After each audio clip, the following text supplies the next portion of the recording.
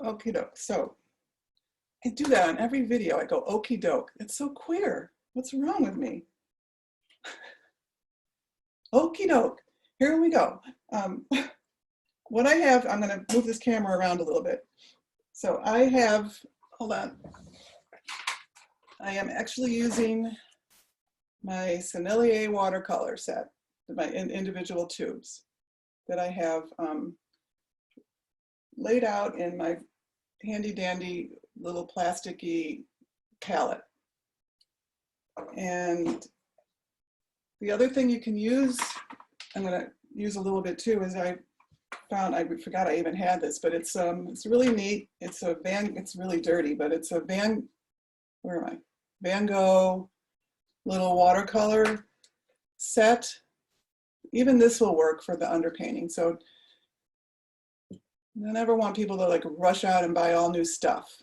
But if I already had this, and these are really handy and they're fun for on location, just, sketchbook sketching and adding some color.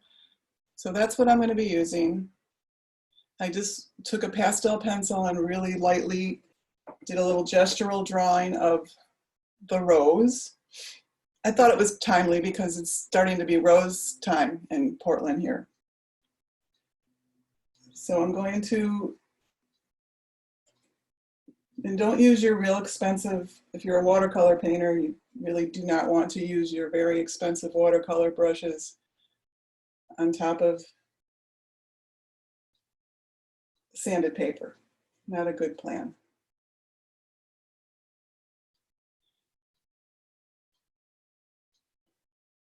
So it's really much the same thinking of when I'm doing the underpainting with the pastel and the alcohol wash. I'm gonna get much darker than I know I'm gonna end up. I'm gonna get a good base color, a local color. The only other addition, what I do, I have white, I have Chinese white watercolor from the tube. So do use that.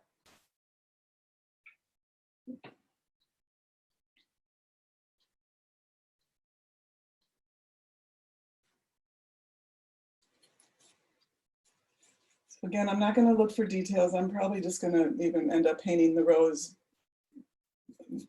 pretty much a local color. And then I think, now that I'm thinking this through, I'll probably come back in after it dries before I start the pastel on it and do a little more drawing on it, because I'm obviously losing much of the drawing. I'm going to flip and do some of the background. I'm going to get a really nice background. I'm using alizarin and ultramarine blue. And I'm going to get a really deep, I might need a couple layers. And I want to get a good dark background in to show off this pink rose.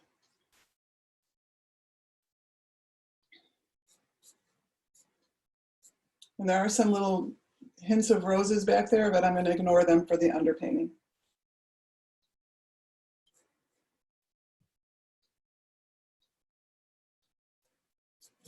It's going to be a pretty basic, big shaped underpainting.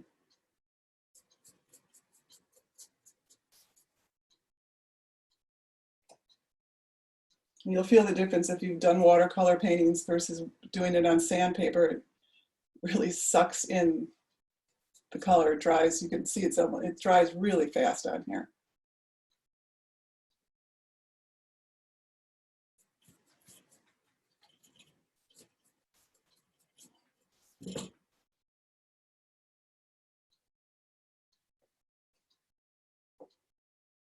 And I just threw in a little hint of black into my mixture because I'm really going the hardest thing for watercolor painters is they would be doing this light to dark. And us pastelists, we work dark to light. So I'm not worried about getting it too dark too fast. I want it dark quickly. So again, the reason for doing it, just for variety of, using different, different underpainting techniques, getting a lot of color on the paper quickly without having to use up the tooth of my paper. Still leaving me a whole bunch of space and for building up the layers. And this could be done with it could be oils, like an oil wash. It could be acrylics. I've heard of people using ink, inks, colored inks. There's fluid acrylics that I used to use. I just don't have them anymore, but they're come in those little bottles.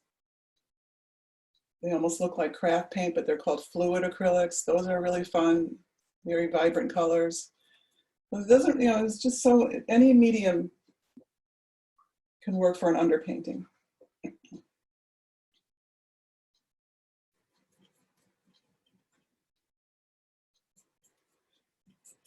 I have to deal with where my little clips are because I didn't tape it down. Boom, boom, boom. Oops.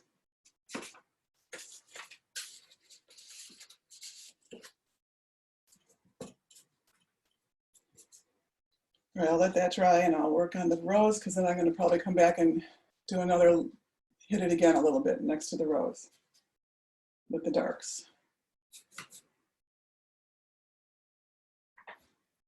I'm going to grab my little spray bottle because sometimes it's fun to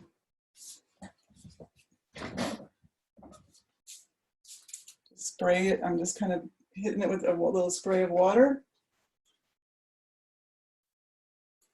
It makes it a little looser. You can see that. Oops, I don't think I should have sprayed the background. I wasn't aiming. But it kind of adds some interesting, I don't know if it's showing. Yeah, it is showing. It's going to add a little bit of fun little abstract-y kind of texture. As I keep saying, I really encourage you guys to kind of play with this whole thing. Experiment. This is kind of a fun time to just see what's happening and try different things.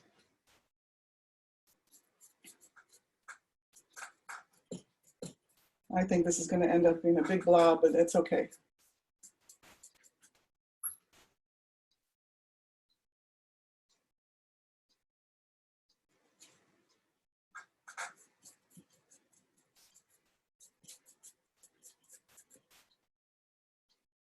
This was a bigger picture and I cropped it down to give me some interesting negative shapes. I've talked to some of you about that too, about letting it go off the page, not trying to contain your subject right up to just before the edge of the composition, but letting it flow off.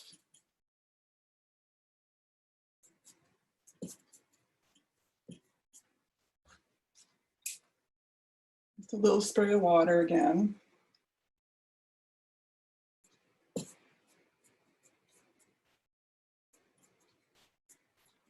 It's also a good way to get softer edges in the underpainting, which you don't always get.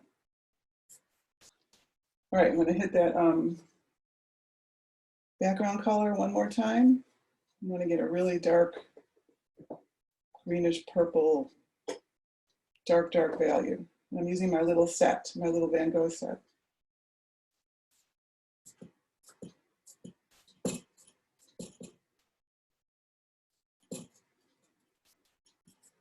So I think I'm getting a little bit of, I like this kind of dreamy, flowy kind of watercolory feeling. I'm gonna just do a little bit more in the rose. I'm picking up a little skinnier brush, mixing up a darker brownish red. I'm gonna draw out some of the little areas.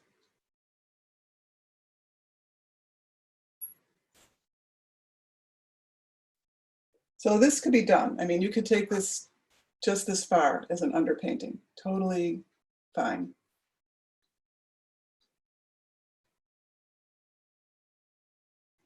And I think I will stop. So that's it for an underpainting. And it's going to be really fun next week to come in. I'm going to definitely add And come back. Pause.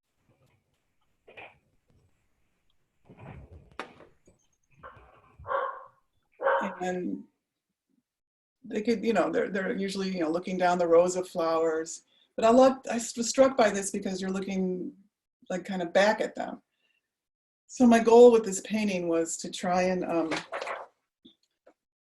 it was called, I think I told you, I did it a long time ago and sold it a long time ago. And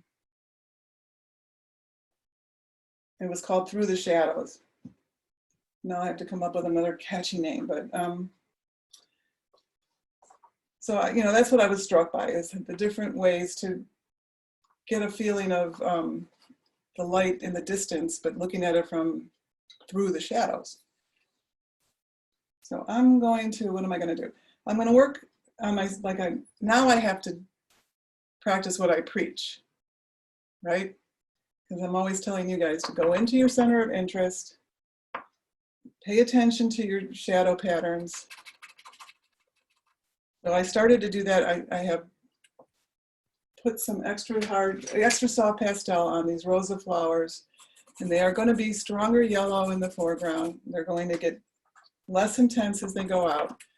The tendency when you're doing a subject matter like this one's very muted, so it's not as much of a tendency, is to put splashy colors. And I used to, before I got it, I used to do the same thing. I would put too much color everywhere, and then you don't know where to look.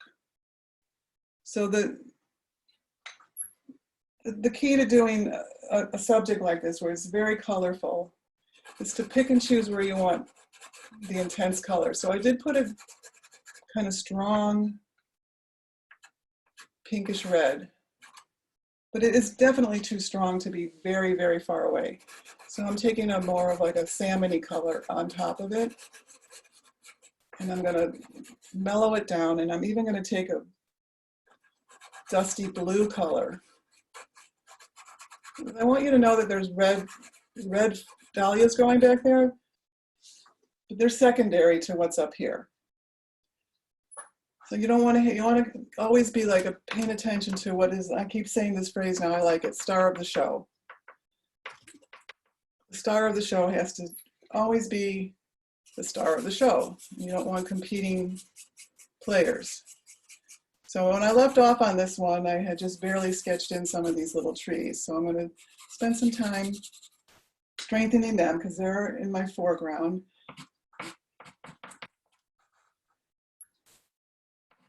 Darker colors will make things come forward here. And then we'll also make the colors there look farther away.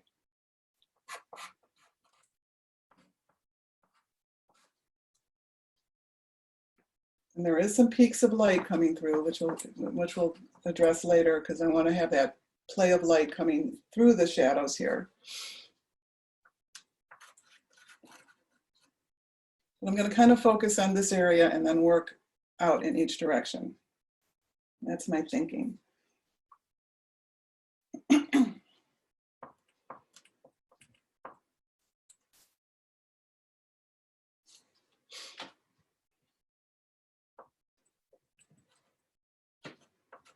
I think I'm going to add another row here. I think so. Spread that out a little bit.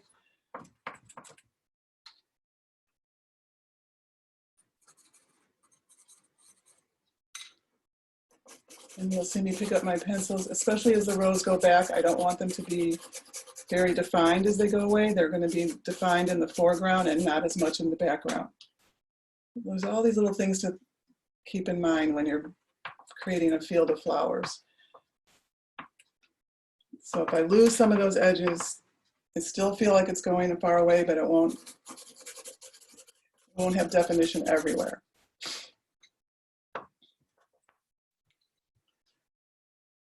And I'm going to be using a lot of my soft pastels because I have a good layer of hard pastels already applied from the first session with this. So again, there's like yellow flowers back here, but I don't want the yellow flowers back here to be as strong as the yellow flowers in the front. So I'm picking up a very pale, salmon-y, almost neutral color, So you still know it's yellow, but it's not going to compete with the yellows up here. Like I said, the tendency is to just, there's so much amazing splashy color, but if you put it everywhere, it loses its power.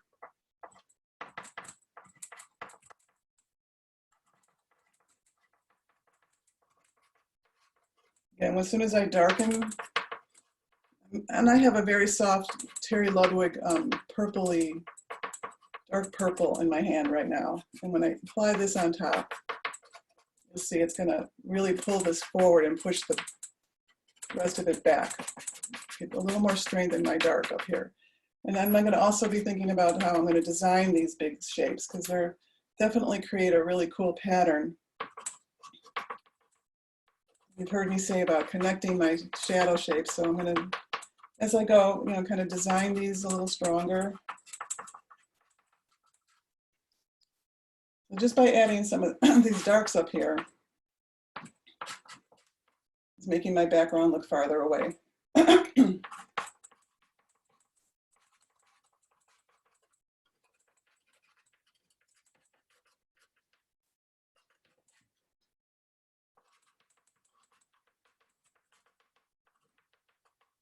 Taking my finger a little bit, I'm going to soften some of the edges of that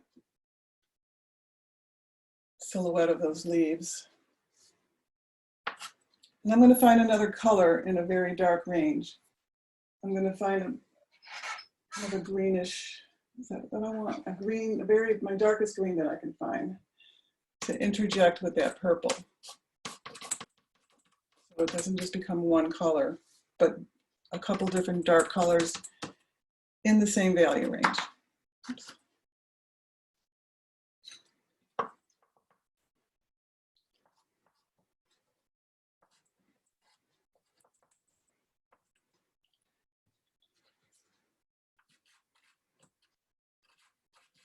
And there is some really pretty light peeking through that will create some nice contrast. Peeking into the shadows, and I have to, again, direct that where I want you to look. I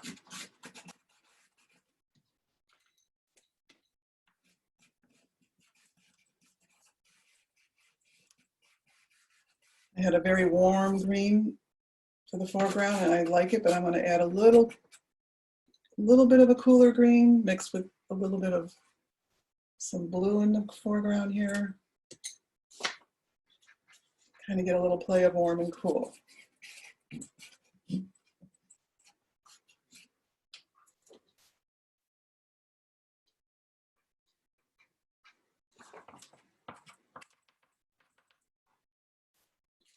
Picking up my charcoal now, I'm going to kind of just glaze over with my charcoal these dark areas and just pull them together.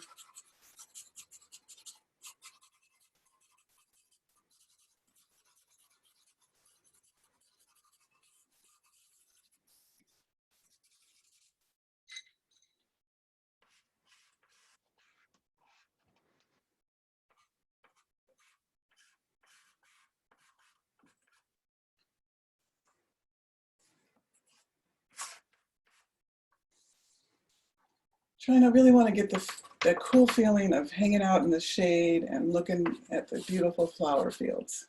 That's in my head, my goal.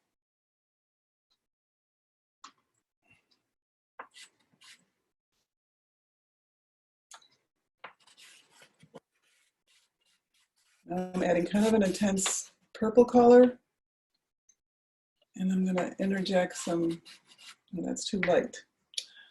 Okay, let me find a darker green to add to the purple. There we go. The purple and this purple and green are the same value, and they're going to look really beautiful together for the shadow, the really strong foreground shadow.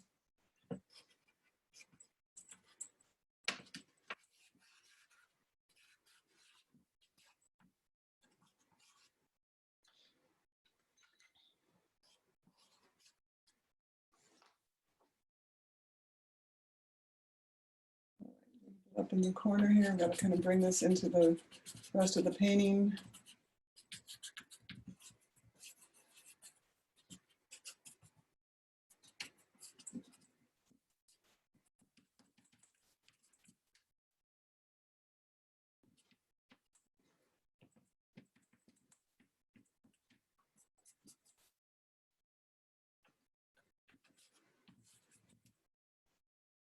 Over here is mostly my watercolor underpainting. I didn't even get any pastel on here yet.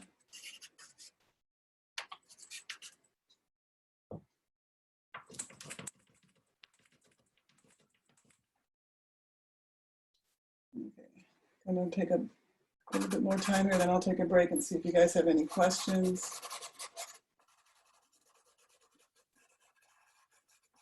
Go back here in this faraway field is I just want to keep it really, it's like a very hot day. You can see, like I can feel it. I remember the day. It was very warm. And that sun kind of almost bleaches out all the colors in the distance. And that's the kind of feeling I want to keep in this painting. So there's going to be no hard edges, lots of soft, muted colors, with all the strength being up in here.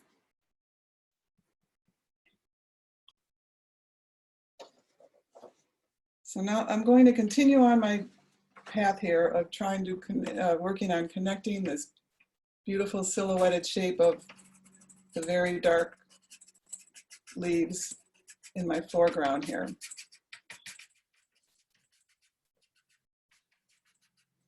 Really funny because as fast as pastels are, sometimes I still feel like I wish it was faster.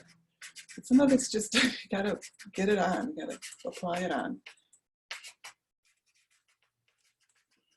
This is one of my absolute favorite colors. Terry Ludwig makes a color called Eggplant. I think that's the name of the color I'm using now. It's a dark eggplant color, but it's a really lovely, lovely, lovely color.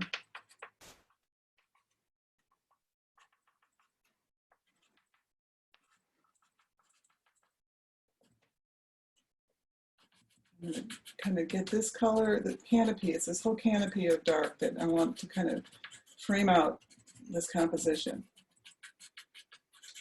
So I have to spend some time to look at the shapes.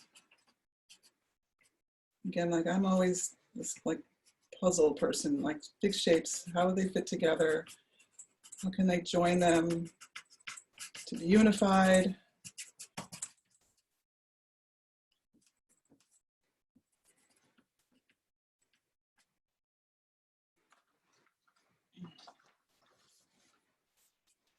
Here's another piece of charcoal I'm just going to use because I want to, I don't want to lose the color, but I want to pull it down a little bit and create some smaller shapes. This is the kind of thing that'll take me a little bit of time where I do it and then I have to sit back, look at it, get a feel for it. I think composition for me is, does it feel comfortable? You know, there's all these books and rules on composition that I don't pay any attention to. To me, it's an intuitive thing. Does it feel comfortable? Is it sitting comfortable? Or any shapes look awkward? Do any shapes look like they don't belong? That's how I think about composition. So I see, and I'm looking at the negative shapes that it's creating. So I want to get a nice flow without getting the no repetition. That samey thing that we're all prone to do. We want order in the world, in which we have none right now. So I'm just kind of feeling this out as I go, this whole rhythm. It's a rhythm, that's the word. Look for the rhythms, and nature has rhythms to it. You gotta look for them, they're there.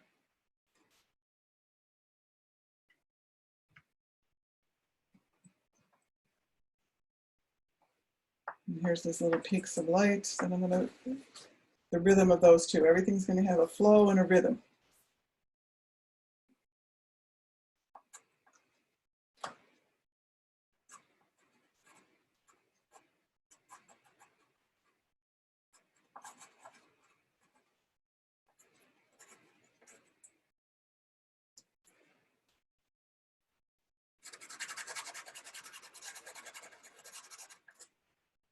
So that color looks dark to me, and then I'm going to come on top of it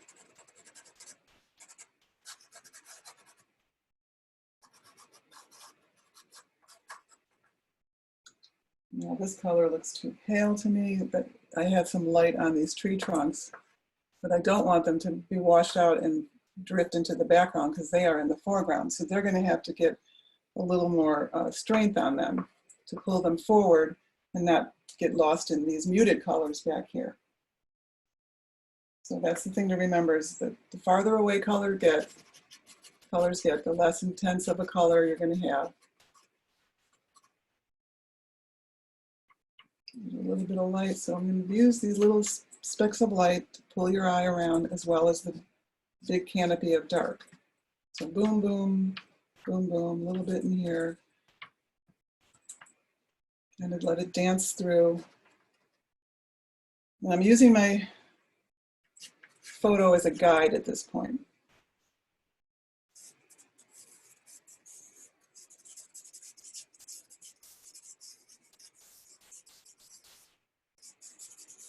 Again, I'm pulling out my charcoal. It just seems like I'm going to use a charcoal quite a bit in this one. It just seems to lend itself on top of these really dark colors that I have. All right, I'm going to get some of my lights in the foreground that are coming on these rows of flowers. The light on the dirt, because the dirt's brown, you know that. It looks brownish purple, but then there's the light. When the light hits the dirt, it turns it to more like a pink color. Oops. Okay. And I'm strengthening the darks in the front of the rows, but I'm not going to keep that same color all the way back, because then I would lose that distance feeling. And if you look at, my overall work on my website and my landscapes, my studio pieces too, I have always been so fascinated with fields. When I first moved here long ago, coming from Illinois, in the Chicago area, and I learned about the fields of flowers here. You have to drive so far from where I lived in Chicago to get to anywhere that even remotely looks like this.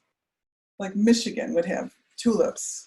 It was so far away. When I first got here, I learned of all these different flower fields and the timings of them. And I learned that the iris fields came up with the tulips and the irises, the roses, and the dahlias. If you haven't been to this Dahlia Field, well, I hope we can go there this year if it's opened by then, but they're late summer flowers, and it is one of the most spectacular places I've ever been.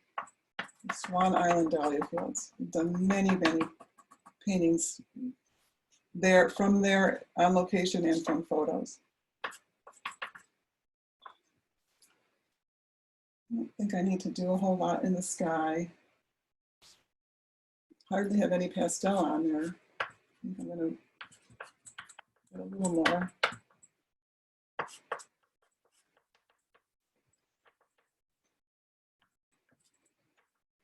I'm going to use the sky holes as another composition element.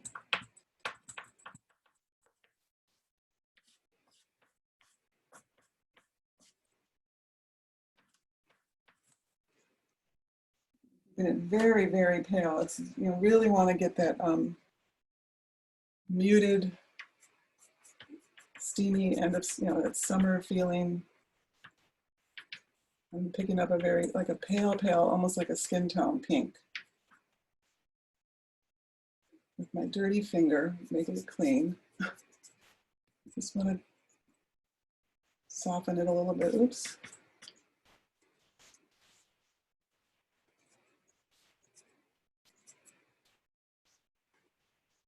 That hazy sky feeling.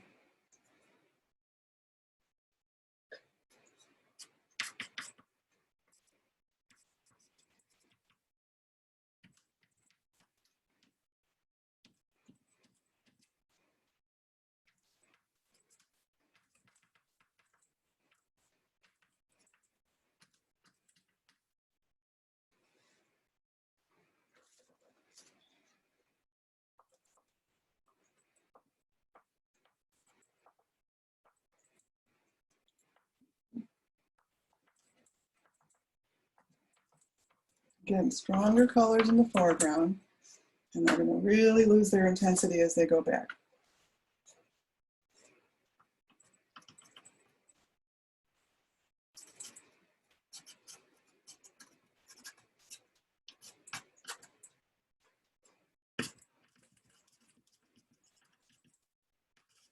Different kinds of strokes. You see me like I'm kind of almost just dabbing at it with my hand. Sometimes I'm actually, making a little hatch mark. Sometimes it's just a flat, very light, broad stroke. And that's a very far away green field. I'm going to add a little bit of blue to it to make it look even farther away. As things go farther away, they get bluer, grayer, bluer. Okay, then I picked up some dark on there, blue.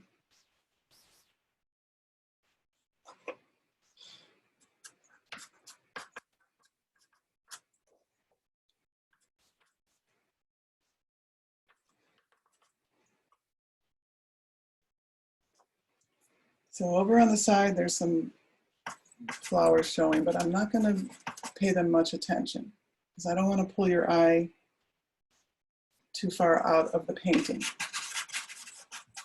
So it's going to kind of end up being more very abstract-y.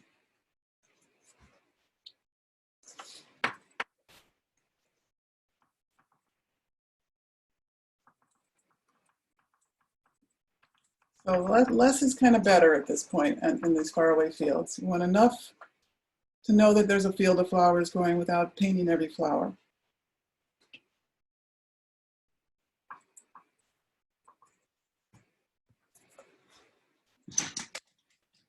Picking up a pale pink pencil, and I'm going to glaze over this whole area with my pale pink pencil.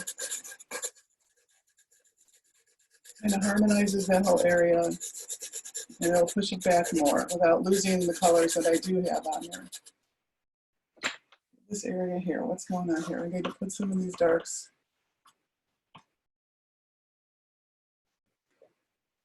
I think I neglected this whole little bunch of leaves coming here, and I think I want them in there. So this is the point where you're using your photo reference as a guide, not like a strict, oh my God, that's there, I must put it in. This is where you have to learn how to pick and choose what will help the painting, what will not help the painting.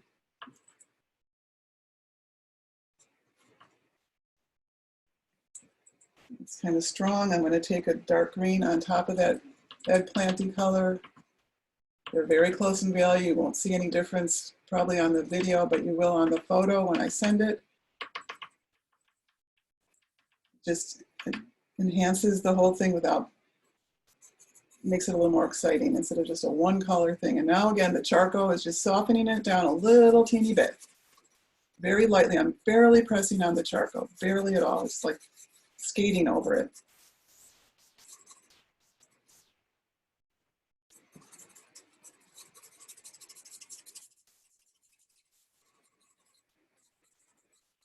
And this is coming, this is connecting, this is gonna flow over to here.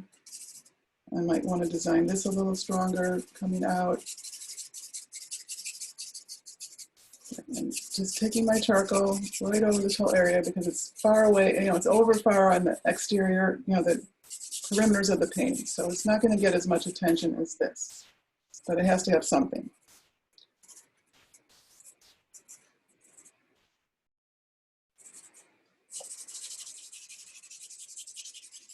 So I often do this. I kind of tone it down. I might come back in and hit some of the areas on top, but until I know that, I kind of just want to pull it all together. I don't want to lose the colors, but I want to harmonize the colors.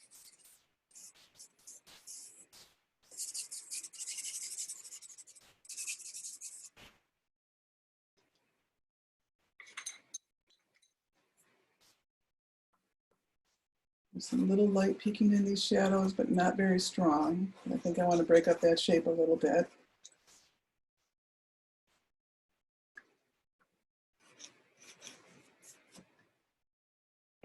Now I'm picking up a pink to add to the green. So it's got that kind of harmony, you know, the opposite color, pink and red and green. So I have a red and a green. It's a very muted, it's like a skin color, salmon color with the green. So it doesn't look so green. If you want to tone down the green, go to the reds.